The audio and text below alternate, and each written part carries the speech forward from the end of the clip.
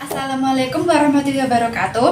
Kami dari mahasiswa kebidanan semester 3 IIKN Utuban akan mempraktikkan sebuah video mengenai anamnesa, pranikah dan juga prakonsepsi. Di sini kami dari kelompok 4 yang beranggotakan yang pertama yaitu ada saudari Evi Izatul Fitria yang berperan sebagai calon pengantin pria, dan yang kedua ada saudari Novi Rahmawati yang berperan sebagai calon pengantin wanita, dan yang ketiga ada saudari Nandini Ayu Kartika yang berperan sebagai ibu bidan, dan yang terakhir ada saya sendiri yang kebetulan berperan sebagai narator. Nah, video praktik anamnesa, pranikah dan juga prakonsepsi ini guna untuk memenuhi tugas mata kuliah prakonsepsi. Saya akan menjelaskan mengenai rancangan video kami. Pernikahan dan juga kehamilan merupakan sesuatu hal yang sangat diidam-idamkan oleh semua kalangan, yang harapannya nantinya bisa membawa berkah dan juga kebahagiaan tersendiri bagi calon pengantin. Namun kemungkinan juga hal tersebut malah akan menimbulkan sebuah masalah baru jika belum memiliki ilmu pengetahuan yang cukup tentang persiapan-persiapan sebelum menikah dan juga kehamilan. Misalnya mau memberi jarak anak antara 1 sampai 2 tahun, atau setelah menikah langsung memiliki anak. Hal tersebut merupakan hal yang sangat penting sekali untuk dibutuhkan bagi calon pengantin. Pasalnya di dalam persiapan-persiapan tersebut bisa memberikan kesejahteraan bagi keluarga. Khususnya bagi ibu dan juga janinnya kelak. Bukan cuma hal tersebut, finansial, kesehatan, dan juga mental merupakan faktor yang perlu sekali dipersiapkan. Oleh karena itu, melakukan kunjungan di masa pranikah dan juga masa prakonsepsi merupakan hal yang sangat wajib dan perlu sekali dilakukan. Bapak Evi dan juga Ibu Novi hari ini mendatangi Bu Bidan Nandini untuk melakukan kunjungan pranikah dan juga prakonsepsi, karena sebentar lagi mereka akan melangsungkan acara pernikahan. Mereka beranggapan bahwa pengetahuan mereka belum cukup, sehingga mereka sepakat melakukan kunjungan dan juga berkonsultasi ke Ibu Bidan. Kebetulan harapan mereka nanti setelah menikah bisa langsung memiliki momongan dan tidak dijeda selama beberapa tahun atau beberapa bulan terlebih dahulu. Dalam kunjungan tersebut, Bu Bidan memastikan agar kliennya nanti tidak takut, tetap tenang dan juga bisa menjawab pertanyaan dengan jujur saat dilakukan pengumpulan data-data atas beberapa pertanyaan-pertanyaan beserta keluhan kliennya yang dialami akhir-akhir ini. Kemudian, atas beberapa pertanyaan-pertanyaan yang diajukan Bu Bidan kepada kliennya, diperoleh beberapa hasil bahwa pengantin wanita atau calon pengantin wanita itu pernah mengalami hipertensi di masa lalunya. Namun di masa sekarang tidak ada lagi gejala-gejala yang timbul. Dan dari pihak calon pengantin pria sendiri, ada riwayat keluarganya yang memiliki penyakit diabetes mellitus, yaitu kakeknya, dan pada saat itu kakeknya meninggal di usia 79 tahun. Lalu Bu Bidan memberikan arahan kepada kliennya untuk menerapkan kehidupan yang sehat dan tetap menjaga kehidupan yang sehat, sehingga janinnya nanti bisa tumbuh dan berkembang secara normal dan tidak ada keluhan-keluhan atau ada masalah kelak. Kira-kira apa saja yang dianjurkan Ibu Bidan Nandini kepada kliennya? Simaklah sebuah video praktik anamnesa, pranikah dan juga prakonsepsi yang akan dilakukan oleh kelompok kami.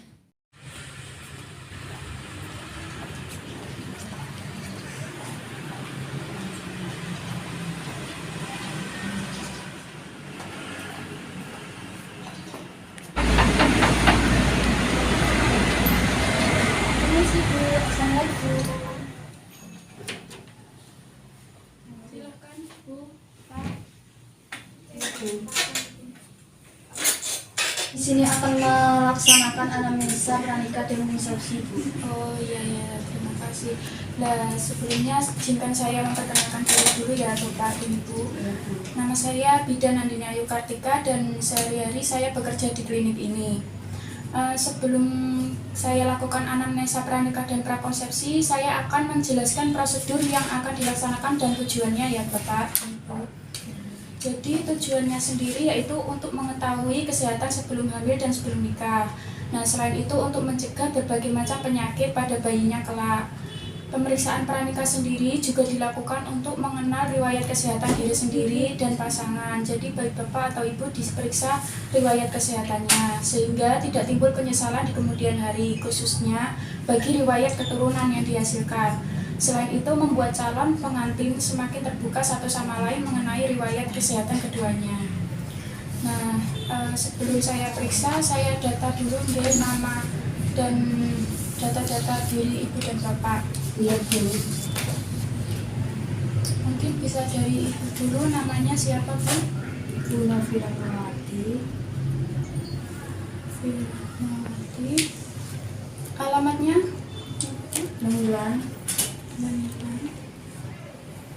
Usianya berapa? 25 tahun. 25 tahun. Pendidikan terakhirnya apa Bu? SMA. SMA. Pekerjaan sehari-hari apa Bu? Ibu rumah tangga.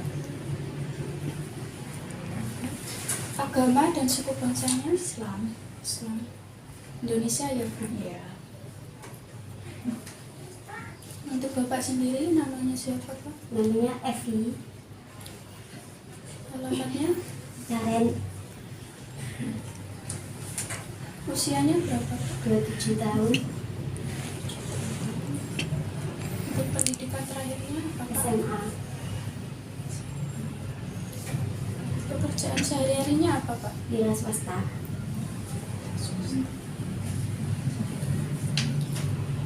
Agama dan suku bangsanya Islam. sama ya?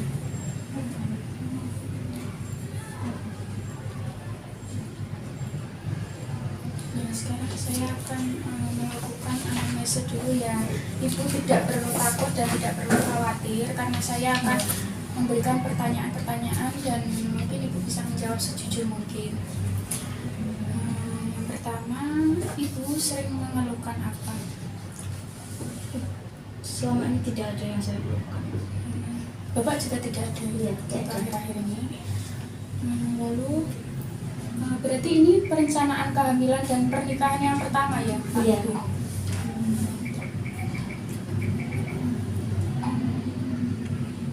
Ibu menstruasinya lancar? Tanggal menstruasinya itu kadang maju, kadang mundur. Jadi nggak lancar. Ya, berarti tiap bulan berubah-ubah Iya, ya? tanggalnya tidak selalu sama. Sebentar ya, saya catat dulu.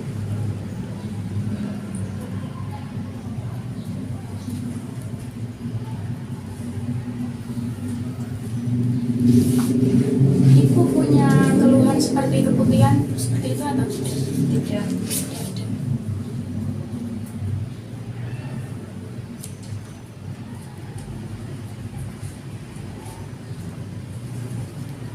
Nah, sekarang saya ingin bertanya mengenai riwayat penyakit dari ibu dan bapak sendiri. Yang pertama mungkin bisa ibu dulu, riwayat penyakitnya apa ya Bu? Dulu saya punya riwayat penyakit hipertensi. Ya, alhamdulillah sekarang tidak. Berarti sudah agak lama Ya. ya Bu? Nah, untuk bapak sendiri bagaimana Pak? Punya riwayat apa? Dari saya sendiri tidak ada, tapi dulu kakek saya ada keturunan penyakit DM sampai dia meninggal di usia 79 tahun. Berarti dari kakeknya ya? Iya. Ayahnya tidak? Tidak.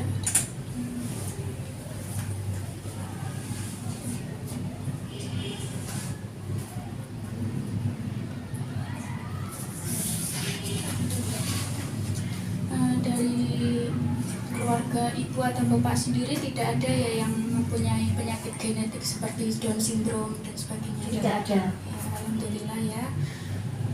Lalu tidak ada riwayat penyakit menular seksual seperti PTOS atau HIV mungkin? Tidak ada. Tidak ada ya, alhamdulillah. Jadi mungkin saya sekarang bisa menyarankan tentang pola nutrisi yang harus dijaga oleh bapak dan ibu sendiri terkait riwayat penyakit yang pernah ada di keturunannya atau mungkin di pihak bapak atau ibu sendiri ya. Mungkin untuk ibu sendiri, ibu perlu menjaga pola olahraganya, misalnya bisa jalan cepat atau mungkin bersepeda 2-3 jam setiap minggu. Terus konsumsi buah dan sayurnya jangan sampai lupa, makan makanan yang rendah lemak, terus membatasi jumlah garam dalam makanan, jadi tidak boleh terlalu banyak garam ya Bu, tidak lebih dari 1 sendok teh per hari. Nah, terus dihindari minum alkoholnya, kafein, terus kebiasaan merokok jika mungkin biasa disimpan. Untuk bapak sendiri mungkin bisa dijaga pola makannya, mungkin dari keturunan bapak sendiri yang ayahnya mungkin juga sudah membatasi ini ya, Iya.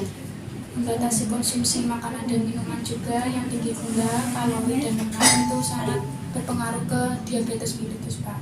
Nah, asupan gulanya juga jangan terlalu berlebihan, kalau bisa diganti dengan itu loh Pak, gula yang biasanya untuk orang yang penyakit diabetes itu seperti gula yang rendah. Nah, kalau bapak ingin ngemil itu biasanya diganti saja dengan cemilan yang rendah gula seperti susu atau yogurt dan banyak minum air putih. Olahraganya juga jangan lupa, terus berat badannya baik ibu dan bapak juga harus ideal ya kalau mempersiapkan bayi nanti. Terus harus mengelola stres juga, jangan terlalu stres apalagi ibunya nanti berpengaruh ke kondisi janinnya. Lalu mencegah gula darah itu dengan sering minum air putih juga tadi seperti yang saya sampaikan. Nah sekarang untuk kebiasaan sehari-harinya, untuk kebersihan dan pola kebersihannya, Ibu sudah menerapkan mencuci tangan setiap hari? Baik Bapak juga? Sudah Bu. Sudah ya, alhamdulillah. Kalau keluar-keluar menerapkan 5M juga ya masih ya. Terus untuk ibu sendiri menjaga organ reproduksi dan payudaranya juga ya Bu. Untuk bapak juga menjaga organ reproduksinya, harus sering-sering dirawat dan sering-sering mandi setiap hari. Terus kalau keluar tadi ya tetap menggunakan hand sanitizer, masker juga. Nah, jadi seperti itu ya Pak, Bu.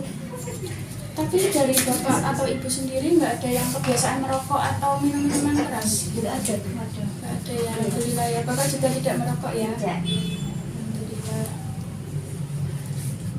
Juga tidak menggunakan nafza sendiri ya Bu, Pak? Tidak Bu. Ya, Ibu pas SD itu pernah disuntik? Pada saat SD pernah? Pernah 3 Pernah itu kali dari kelas berapa? dari kelas 1 SD sampai kelas 3. Dari kelas 1 SD sampai kelas 3. Nah itu salah satunya ada imunisasi TT itu Bu, yang mencegah tetanus. Nah, jadi Ibu sudah lengkap ya imunisasinya, jadi tidak perlu dilakukan imunisasi lagi. Terus saya kaji upayanya ya Bu untuk persiapan nantinya. Jadi ibu dan bapak harus mempersiapkan kesehatan mental seperti yang saya sampaikan tadi, tidak boleh stres, menjaga kesehatan mentalnya, terus mempersiapkan materi baik ibu dan bapak. Bapak kan juga sudah kerja, jadi mungkin ibu rasa untuk memenuhi kebutuhan materi keluarganya ya. Terus fisik dan kesehatan, rajin-rajin olahraga, minum air putih, terus menjaga makanannya tadi ya. Nanti akan saya rangkumkan lagi. Nah, terus usaha yang bapak dan ibu lakukan ini sudah sangat tepat untuk mempersiapkan pernikahan dan persiapan kehamilan yang pertama. Dan ibu dan bapak lakukan ini agar kelak bisa berpengaruh baik terhadap bapak, ibu, dan serta janinnya kelak. Terima kasih ya Ibu. Jadi nanti akan saya tuliskan lebih lengkapnya, lalu bisa ibu dan bapak pulang. Terima kasih Bu Wida. Terima kasih deh. Monggo Bu. Assalamualaikum. Waalaikumsalam. Jadi kesimpulannya dari data yang diperoleh Ibu Bidan Nandini didapat bahwa calon pengantin wanita itu dulunya pernah mengalami penyakit hipertensi, tetapi sekarang sudah tidak ada lagi, tidak ada gejala-gejala yang timbul. Dan juga untuk calon pengantin prianya itu ada riwayat keluarganya, yaitu kakeknya yang yang memiliki penyakit diabetes mellitus, dan pada saat itu kakeknya meninggal pada saat usia 79 tahun.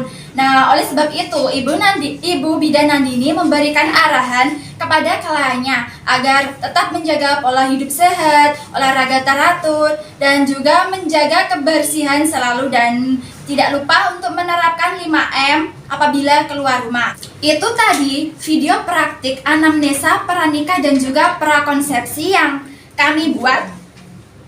Saya selaku narator, saya ucapkan terima kasih kepada kalian semua yang telah menemani dan juga telah menyimak video kami dari awal hingga akhir. Dan wassalamualaikum warahmatullahi wabarakatuh.